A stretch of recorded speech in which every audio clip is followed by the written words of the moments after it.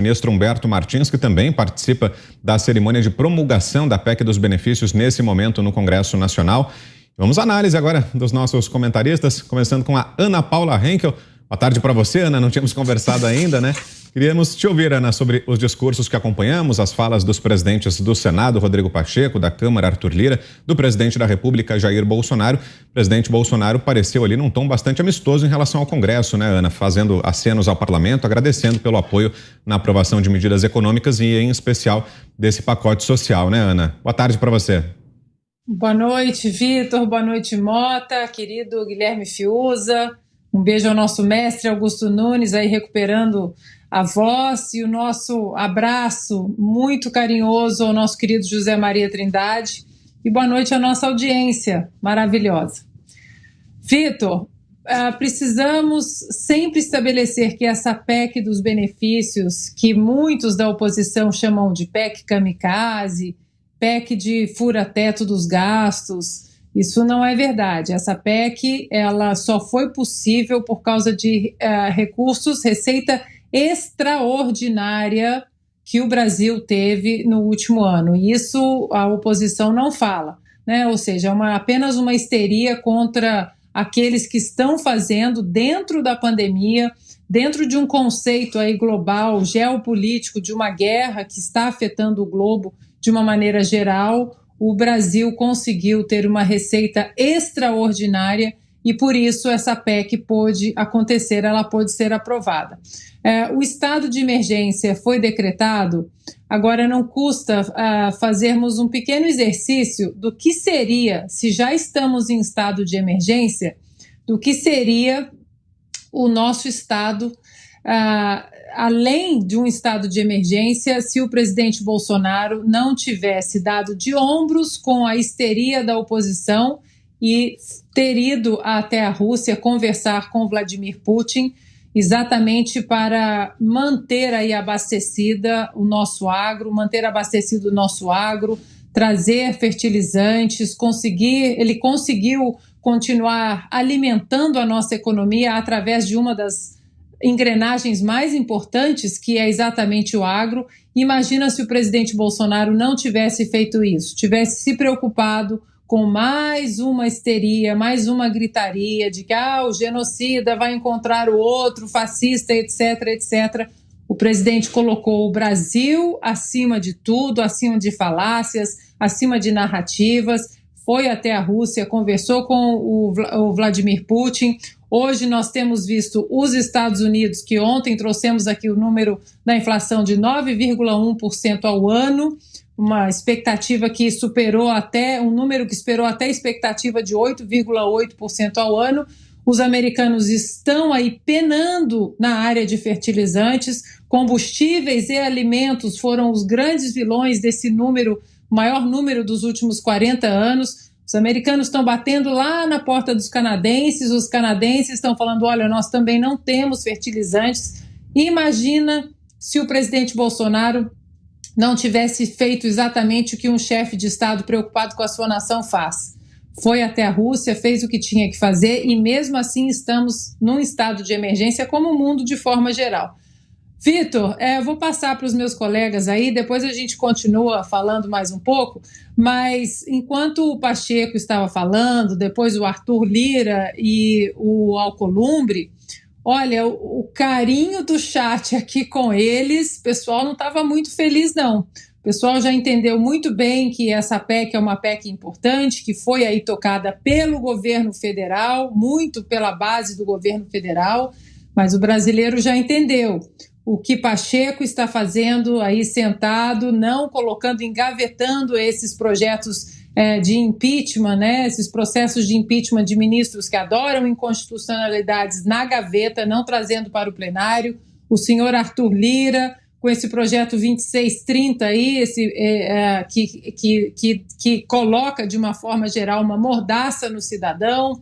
Davi Alcolumbre, que nós sabemos muito bem como ele agiu na CPI da Covid, como ele agiu, por exemplo, na sabatina do Senado, que ele disse, não vou colocar o nome se eu não me engano, foi o primeiro ainda, do Cássio Marques, ou do André Mendonça, não vou trazer para que nós sabatinemos o indicado do professor ou do presidente Bolsonaro.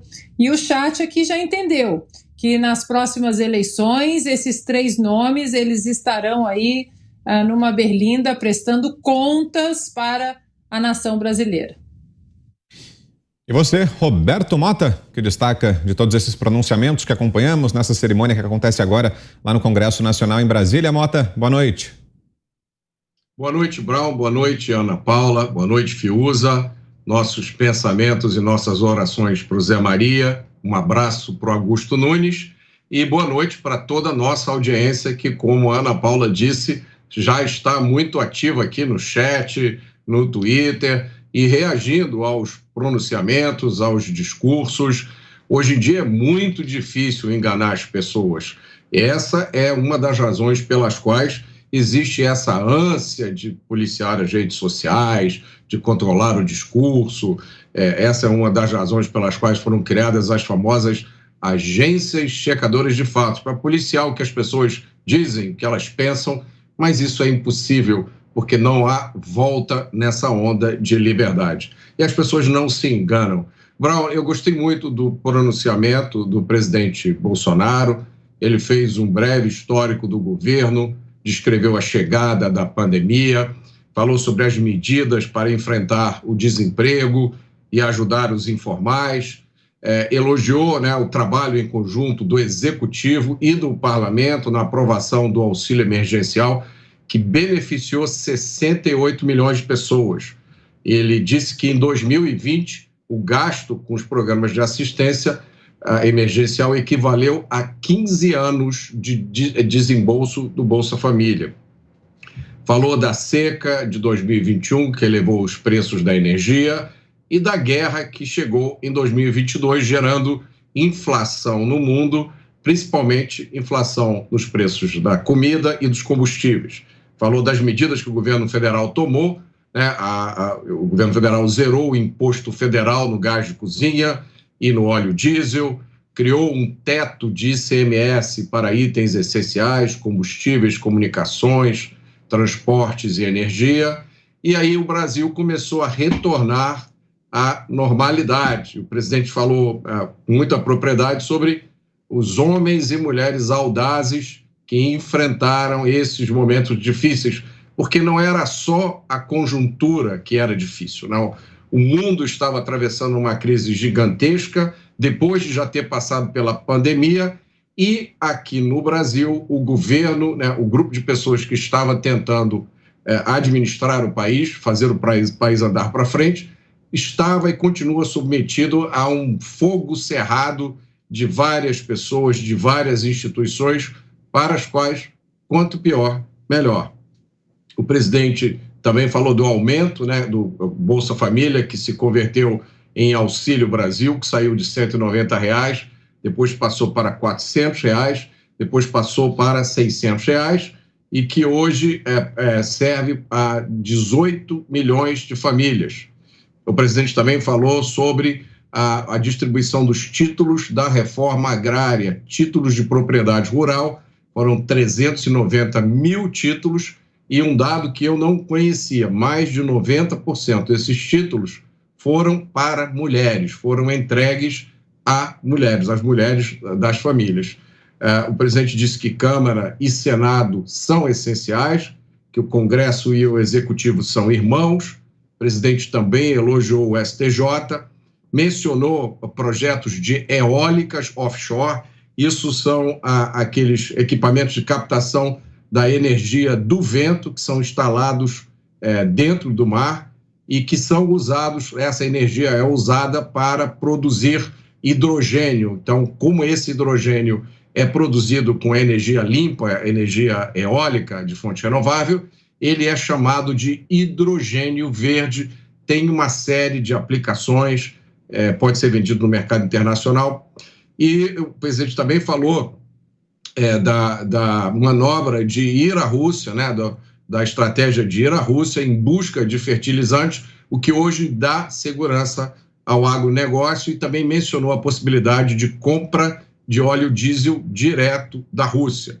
falou também sobre os lucros das estatais, que deixaram de dar prejuízos enormes e deram lucro de 190 bilhões, e encerrou dizendo: não somos mais o país do futuro, somos o país do presente. A Ana quer fazer um complemento, não é isso, Ana? Rapidinho.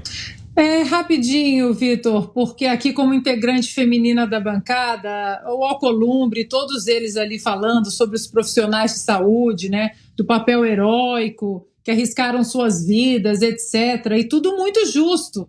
Só que o Alcolumbre foi outro que ficou em silêncio quando a doutora Anise Yamaguchi e a doutora Mayra foram desrespeitadas de maneira brutal naquela CPI do Senado. Isso eles não falam dos profissionais como o doutor Zeballos, doutor Paulo Porto, doutora Roberta Lacerda, tantos profissionais gabaritados que foram cancelados exatamente por essa turma que hoje aí está aplaudindo com razão os profissionais da saúde. E deixa eu trazer rapidinho a nossa enquete de hoje. A pergunta já está no ar lá no site da Jovem Pan. O TSE deveria acatar as sugestões das Forças Armadas para as eleições? Sim ou não? A enquete de hoje no ar lá em www.jovempan.com.br. Agora sim, Guilherme Fiuza, suas impressões, suas anotações sobre tudo isso que acompanhamos nessa cerimônia que acontece agora lá no Congresso Nacional. Em 2 minutos, Fiuza. Vitor, me corrijam se eu estiver errado. Ali estavam, lado a lado, o presidente da República, o presidente do Congresso, o presidente da Câmara e também o presidente do STJ.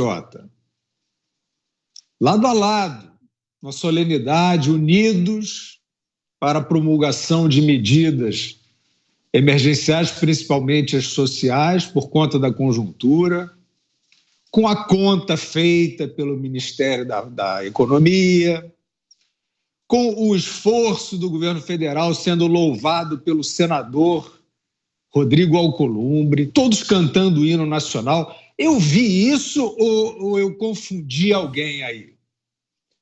Se eu não confundi ninguém, eu quero perguntar: que conjuntura é essa que vários, inclusive desses participantes da solenidade e outros, especialmente no judiciário, que estava representado pelo presidente do STJ, que conjuntura é essa que tem o bicho-papão no Palácio do Planalto? Que conjuntura é essa que ele se refere o tempo inteiro sobre um poder que dissemina o ódio, que tem tentações antidemocráticas? Onde é que está? O que eu vi foi uma reunião de poderes para beneficiar a sociedade, como deveria ser. E como já foi no período desse governo, em outros momentos chaves, como na PEC dos precatórios, evitando uma bomba fiscal, como na aprovação da reforma da Previdência, como na aprovação do marco do saneamento básico. Então, onde é que está esse período, supostamente, de inclinações autoritárias por parte do Palácio do Planalto, que esses que estavam na solenidade, e destaco o senador Rodrigo Pacheco, vivem insinuando por aí. O senador Rodrigo Pacheco fica jogando farpas, fica dizendo que o judiciário está sob ataque. Ele hoje falou da inflação como a inflação da pandemia e da guerra, mas eu já ouvi falar de inflação para jogar nas costas do governo federal. Então, o que nós temos que observar é o seguinte: a realidade política brasileira hoje é essa. E nem todos estão em modo de sabotagem o tempo inteiro.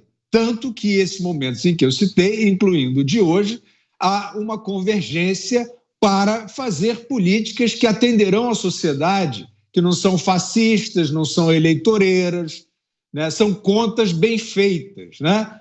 Este é o retrato, e eu quero saber dos demagogos, né, dos terroristas verbais, desses que falam da desinformação para lá e para cá, onde é que eles estão diante deste exemplo de união de poderes e de exercício da democracia em benefício da sociedade.